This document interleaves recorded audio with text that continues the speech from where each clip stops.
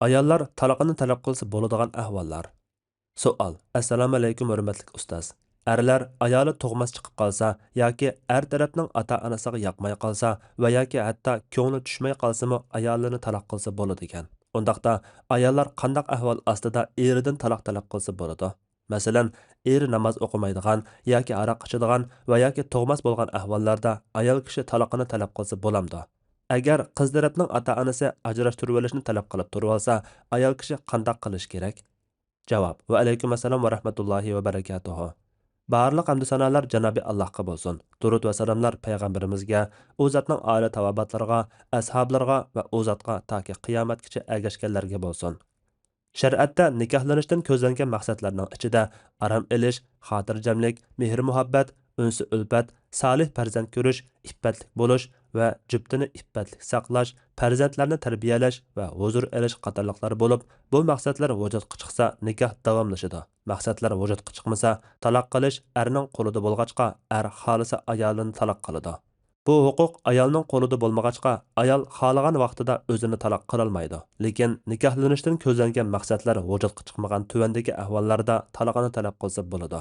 Birinchi, er taqvodor bo'lsin yoki fosiq bo'lsin, uning o'ch bo'lib qolib, birga yashashga chiday olmag'dak darajada yerginish yuz berganda, Allohning belgilamalariga rioya qilinmasligidan ansirsa, taloqni talab qilsa bo'ladi.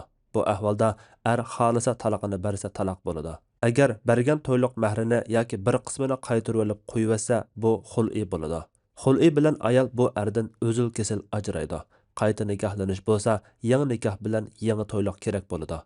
Xul'i degan so'z kiyim-kechak yoki kash qatorliqlarni silib o'tish degan ma'noda bo'lib, shar'atda er kishining ma'lum badal olib ayolidan ayrilishni bildiradi.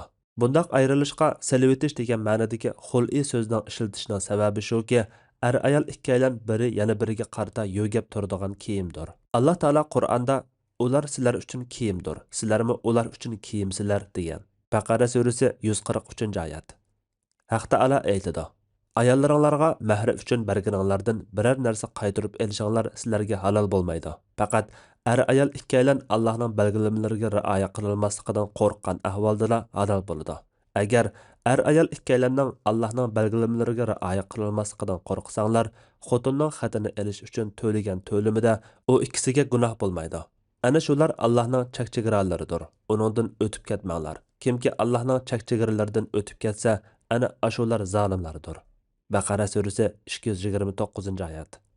Ikrama rivoyat qiladi-ki, Ibn Abbas radhiyallohu anhuma mundaq degan: Sabit ibn Qaysning ayoli Rasululloh sallallohu alayhi vasallamning huzuriga kelib, "Ya Rasululloh, men Sabit ibn Qaysni ya axloqi, ya diyonati jihatdan ayblamayman, lekin men musulmondorchilikdan keyin kufrlik qilib qo'yishni yomon ko'raman" dedi. Rasululloh to'yliqqa bergan beg'ini uninga qaytarib beramsiz dedi. U ayol "Ha" dedi. Shuning bilan Rasululloh Sabitga bag'ni qabul qilib uni taloq qilib atgan dedi. Yuqori hadisdagi ayol erining ya diyonati ya axloqidan shikoyat qilmagan. Faqatla erini yoqtirmaganlikdan, erining haq huquqini joyida ado qilolmay qolib, jidal majra va boshqa ishlar bilan musulmonlarchilikqa loyiq yashab bo'lolmay qolishidan ansiragan. Ba'zi hadislarda bu ayolning o'zi sohib jamal, eri pakar, ko'rimsiz bo'lganlikdan ayol erini yaratmaydiganligi bayon qilingan. Ikkinchi, er fosiq bo'lib, uning bilan birga yashagan taqdirda ayol o'zining musulmondorchiligini, taqvodorligini saqlab qolishidan ansirab qolsa, masalan, jamiyatimizda ba'zi erlar farzlarni ado qilmaydi, aroq ichadi, zina fahish qiladi, ayolini yarim yalang'och yurishga, og'ir gunohlarni qilishga zo'rlaydi. Bundaq ahvolda ayol erni o'ngshashga urinib baqadi. O'ngshalmasa taloqini talab qilish haqqi bo'ladi. Ba'zida taxi dinini saqlab qolish uchun taloq talab qilishi vojib bo'ladi. Taloq qilmay turib olsa, qoziga arz qiladi. Qozi nikohini uzadi. Uchinchi, er ayoliga jismoniy va ruhiy azor beradigan, urib, tillab xo'rlaydigan, quldek muomala qiladigan bo'lsa, bu ahvol davomli takrorlanadigan bo'lsa, boshda nasihat qilib o'ngshashga urinib baqadi. Nasihat kor qilmasa, mo'ysipit oqsoqollarni araga silib baqadi. Yana o'ngshalmasa, taloq talab qilib, uningdan qutulsa bo'ladi. To'rtinchi, er o'z majburiyatlarini ado qilmaydigan bo'lsa, masalan, nafiqa bermaydigan, bixillik qilib chiqimini qilib bermaydigan, och yalang'och qo'ydigan, birga yotmay tashlab o'tib talada o'ynaydigan, ayolini qo'g'dimay uy makonsiz, panohsiz tashlab qo'yadigan bo'lsa, bundaq ahvoldami ayol haq huquqini talab qiladi. joyida ado qilmasa yoki ayoli bilan sulh qilmasa, o'zining haq-huquqiga erisholmaganlik uchun talaqini talab qilsa bo'ladi. 5. Er izdiraksiz yo'qab ketib, hayot yoki o'liklikning uchurini ololmagan ahvolda ma'lum muddat o'tib yanada xabari bo'lmasa, ayol qozidan talaqini talab qilsa bo'ladi. Qanchalik muddat o'tish masalasida olimlar o'rtasida ko'z qarash o'xshash emas. 6. Erda birga yashab o'tish mumkin bo'lmaydigan ba'zi bir jismoniy ayib yoki kasallik bo'lsa, masalan, jima qilolmaydigan darajada ojiz bo'lsa yoki aqtiqalanib ketgan bo'lsa, mahov kesligiga o'xshash yuqumli kasal bo'lsa yoki baras bo'lsa, ayol buni burun uqmay nikohdan keyin uqqan bo'lsa, talaqini talab qilsa bo'ladi. Ammo oldin bilib rozi bo'lgan bo'lsa, bu sababdan talaqini talab qilsa bo'lmaydi. Shundaqla nikoh qilganda saq bo'lib, keyin ashundaq kasalliklarga mubtalo bo'lgan bo'lsa, talaqini talab qilsa bo'ladi. 7. Erning tug'masligi keskin isbotlangan ahvolda ayol taloq talab qilsa bo'ladi. Chunki farzand ko'rish shariatda nikohlanishdan ko'zlangan maqsadlarning ichidagi eng cho'ng maqsadlarning biridir. Ayol kishi tabiatidan farzand ko'rib, ona bo'lishga intiladi. Agar bu erdan farzand ko'rolmasligi tibbiy tekshirishlar natijasida aniqlansa, bir muddat o'tib bu ahvol ta'kidlansa, ayol taloqini talab qilsa bo'ladi. Er taloqini bersa berdi, bermasa xul'i qilsa bo'ladi. 8. Ayol kishi nikoh qilganda ustiga xotin olmaslikni shart qilgan bo'lsa, buni er qabul qilgan bo'lsa, keyin ayolining ustiga xotin olsa, burunqi ayoli xolisa talaqini talab qilsa bo'ladi. Albatta, erning ikkinchi xotin olish haqqi bor, lekin shart qilgan ahvolda sharti turish vojibdir. Uqba ibn Amir radhiyallohu anhu rivoyat qiladi-ki, Rasululloh sallallohu alayhi va sallam shartlarning ichida ado qilishinglarga eng tegishliki ayolni nikohlab olgan vaqtinglarda qilgan shartlardir degan. Ustiga xotin almaslikni shart qilmagan ahvolda er ikkinchi xotin olsa, ayol talaqini talab qilsa bo'lmaydi. Lekin kundashlik ig'ir kiradigan bo'lsa, xul'i orqali ajrashsa bo'ladi. Ali ibn Husayn radhiyallohu anhuma rivoyat qiladi-ki, Misvar ibn Mahrama radhiyallohu anhuma mundaq degan. Ali ibn Abi Talib Abu Jahilning qizini Fatimaning ustiga almoqchi bo'lib so'z ochgan edi. Fatima Rasululloh sallallohu alayhi va sallamning qashig'iga berib, qavmlari sizlarni qizlar uchun ochiqlanmaydi ekan deyishyotdi. Mana Ma'u Ali Abu Jahilning qizini nikohiga almoqchi ekan dedi. Rasululloh munbar ustiga chiqdi. Men Rasulullohning shahodat keltirib bo'lib, endi maqsadga kelsak, men Abul As ibn Ar-Rabi'ga qizimni nikohlab bergan edim. U menga rost gap qilib so'zida turdi.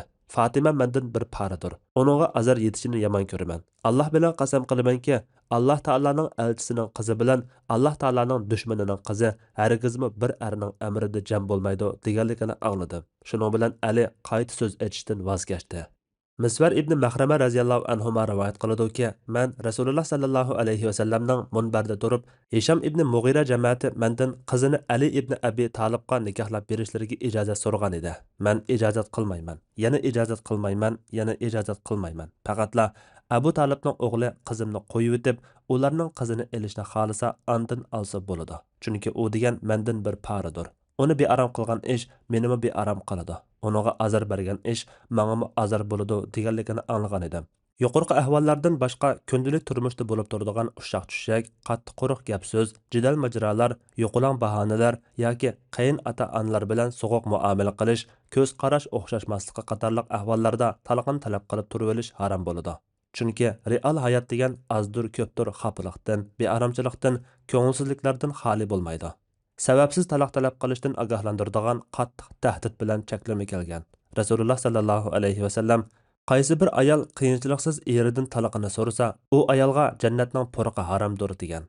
Shunga intayin ig'ir ahvol bo'lmasa, taloqni oldirib talab qilmaslik, ig'ir ahvol bo'lgan taqdirdami farzandlarning manfaatini ko'zda tutib, ig'irchilikqa sabr qilish, foyda ziyonni selishtirib, o'zini tutib olish, qaror qilishdan burun tajribali kishilardan maslahat so'rash, o'zining va farzandlarining beshiga keladigan oqibatni o'ylash, jidalni mubolag'a qilib yo'g'ontib o'tmaslik lozim.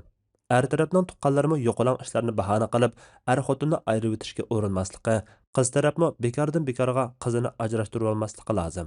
Agar qiz yoki o'g'il taraf sababsiz qizini ajrashtirib olmoqchi yoki o'g'lini taloq qildirmoqchi bo'lsa, o'g'il bilan qiz ularga bo'ysunmasimi bo'ladi. Chunki bu er bilan xotin o'zlari qaror qiladigan ish. Xul'i qilishda diyorimizda shar'iy qozi bo'lmag'achqa, o'zaro kelishib biror ahli ilmning oldida xul'i qilsa bo'ladi. Umar radhiyallohu anhu hokimning oldiga bormayla o'zaro kelishib xul'i qilishni joiz deb qaragan.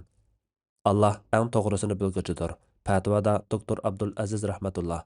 Fatvolar majmuasi 1 tom, 109 numurliq fatvo.